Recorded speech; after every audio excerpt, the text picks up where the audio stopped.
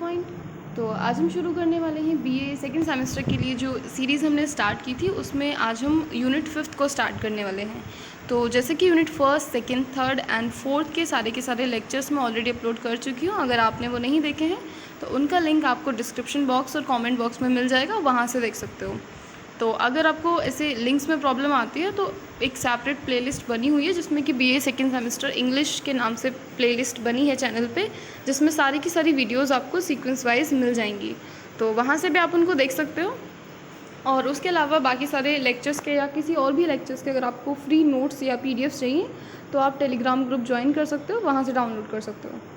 और उसका लिंक भी मैं आपको डिस्क्रिप्शन बॉक्स और कमेंट बॉक्स में दे दूँगी। साथ ही साथ पॉलिटी या हिस्ट्री की कोई भी यूनिट आप चाहते हैं जिस पर कि मैं वीडियोस आपके लिए लेकर आऊँ, तो आप कमेंट बॉक्स में लिख सकते हैं। चलिए अब ज़्यादा टाइम वेस्ट ना करते हुए आज की हमारी यूनिट 5 को स्टार्ट करते हैं। तो यूनिट 5 में हम सबसे पहले पढ़ने वाले हैं the world is too much with अस, जिसको लिखा है विलियम वर्ड्सवर्थ ने। तो चलिए शुरू करते हैं।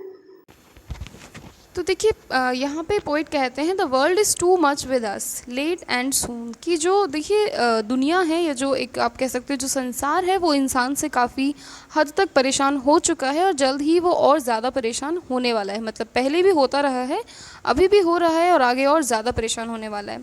तो इस पोएम में हम यही जानेंगे कि पोइट ने ऐसा कहा क्यों है, that the world is too much with अस।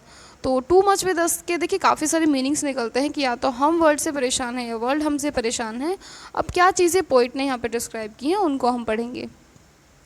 तो सबसे पहले पोइट कहते हैं गेटिंग एंड स्पेंडिंग वी ले वेस्ट आवर पावर्स, कि देखिए थ्रू आउट द लाइफ हम अपनी पावर्स को किन चीज़ों में वेट करते हैं, केवल आराम करने में और खाने में। मतलब हम लाइफ में क्या करते हैं कि सिर्फ कमाना, खाना और सोना।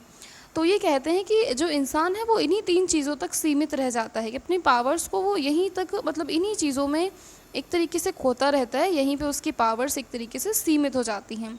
Little we see in nature that is ours we have given our hearts away a सोडल बून। तो नेक्स्ट यहाँ पे पोइट बोलते हैं कि अपनी सारी की सारी पावर्स को जैसा कि हम आराम करने में वेस्ट कर रहे हैं। तो देखिए नेक्स्ट फिर यहाँ पे पोइट बोलते हैं कि जैसा कि हम अपनी सारी की सारी पावर्स को ऐसे आराम करने में और सिर्फ कमाने में वेस्ट कर रहे थे और हम नेचर की तरफ बिल्कुल भी हमारा ध्यान नहीं है। मतलब हम ये भूल चुके हैं कि प्रकृति ने हमें क्या दिया है, कि क्या हम अपने हर्ट्स से अर्थ को इस तरीके से निकाल चुके हैं या हम इतने पत्थर दिल कठोर दिल हो चुके हैं कि अब हम इस चीज़ को स्वीकारते नहीं हैं कि जो भी कुछ हमारे पास है वो हमें नेचर ने ही दिया है। हमको ऐसा लगता है कि सारी चीज़ें हमने खुद से अर्न की हैं। तो पोइट ने अपने थॉट्स और व्यूज़ यहाँ पे ऐसे रिप्रेजेंट करने की कोशिश की है।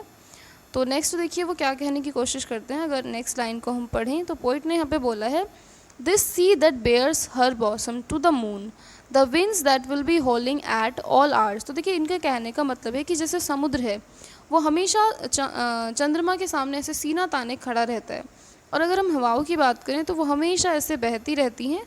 मतलब वो कभी भी रुकती नहीं है, कभी भी उनका बहना जो है वो बंद नहीं होता है। And are up gathered now like sleeping flowers for this for everything we are out of tune. मतलब सारी की सारी चीज़ें अगर हम नेचर में देखें तो वो एक बैलेंस जो स्टार्टिंग से हम देखते हैं वो अभी भी कंटिन्यू चल रहा है, कि जिस तरीके से चंद्रमा है, सूरज है, समुद्र है या हवाएं हैं, जो उनका अपना अपना प्रकृति ने जो इनको काम दिए हैं उन कामों को ये कंटिन्यू करते आ रहे हैं और आज भी कर रहे हैं। लेकिन अगर हम ह्यूमन की बात करें तो वो केवल आराम करने में, सोने, खाने पीने में, इन चीज़ों में अपनी लाइफ को वेस्ट कर रहा है। उसका टुवर्ड्स द नेचर बिल्कुल भी एक ध्यान ही नहीं है। So it moves us not. तो नेक्स्ट फिर पोइट यहाँ पे बोलते हैं that I'd rather be a pagan suckled in a creed outworn so might I standing on this pleasantly have a glimpse that would make me less forlorn. तो देखिए जिस तरीके से आप अर्थवॉर्म्स और अर्थवॉर्म्स को देखते हैं उसी तरीके कुछ क्रिएचर्स को ये देख करके ऐसे होप करते हैं कि काश मैं कुछ ग्लिम्स इस तरीके मतलब कुछ नज़ारे इस तरीके के देख पाऊँ कि जिनसे मुझे एक तरीके से काफ़ी ज़्यादा एक फॉर्चुनेट फील हो। मतलब जो चीज़ उनको फील हो रही है कि जैसे ह्यूमन है वो नेचर को एकदम भूलता जा रहा है, तो काफ़ी दुर्भाग्यपूर्ण चीज़ें उनको ये लगती हैं। तो वो कहते हैं कि अब मैं थोड़ा प्लीजेंट फील करना चाहता हूँ, कुछ इस तरीके की चीज़ें मैं देखना चाहता हूँ।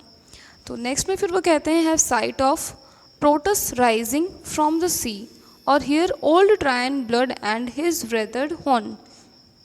अब वो कहते हैं कि सी के किनारे पर बैठ कर कि वो प्रोटस जो कि एक टाइप का क्रिएचर है उसको राइज़ होते हुए देखना चाहते हैं, मतलब कुछ टाइप की यहाँ पे फ्लोरा और फौना स्पीशीज़ की बात की गई है, उसको वो एक तरीके से फैलते हुए देखना चाहते हैं। और सी साइड में जितने भी आपको क्रीचर्स या फ्लोरा फौना मिलती है, मतलब उसका जो एक सॉरी तो इस तरीके की जो फ्लोरा और फौना का एक नेचुरल व्यू होता है, उसको कि वो देखने की होप रखते हैं। तो बस यही छोटी सी पोएम थी, जिसमें कि एक बार मैं इसको समराइज़ कर देती हूँ। तो देखिए, ये जो पोएम थी the world is too much with अस, इसको लिखा है विलियम वर्ड्सवर्थ ने। और इसमें उन्होंने बताने की कोशिश की है कि जो इंसान है वो काफ़ी ज़्यादा स्वार्थी हम कह सकते हैं, या फिर हम कह सकते हैं कि वो काफ़ी कुछ मिनिमम दायरों में ना एक तरीके से सिमट के रह गया है, कि बस खाना पीना जॉब करना, कुछ लिमिटेड उसके मोटिव हो चुके हैं लाइफ में। नेचर को वो भूलता जा रहा है और एनवायरनमेंट में वो जीना भूल चुका है। तो एक काम में व्यस्त हो जाना और उसी में अपनी लाइफ को ख़त्म कर देना, इस तरीके की ज़िंदगी कुछ मानव की आज के टाइम पे हो गई है। तो चलिए मिलते हैं फिर नेक्स्ट वीडियो में, और तब तक के लिए जितने भी वीडियोस मैं ऑलरेडी अपलोड कर चुकी हूँ वो आप देख लीजिए। उसके अलावा कोई भी वीडियो अगर आप चाहते हैं तो आप मुझे कमेंट बॉक्स में लिख सकते हैं, और इन सारी की सारी लेक्चर्स की जो PDF है वो आप टेलीग्राम ग्रुप से डाउनलोड कर सकते हैं। तो मिलते हैं फिर नेक्स्ट वीडियो में, तब तक के लिए बाय बाय।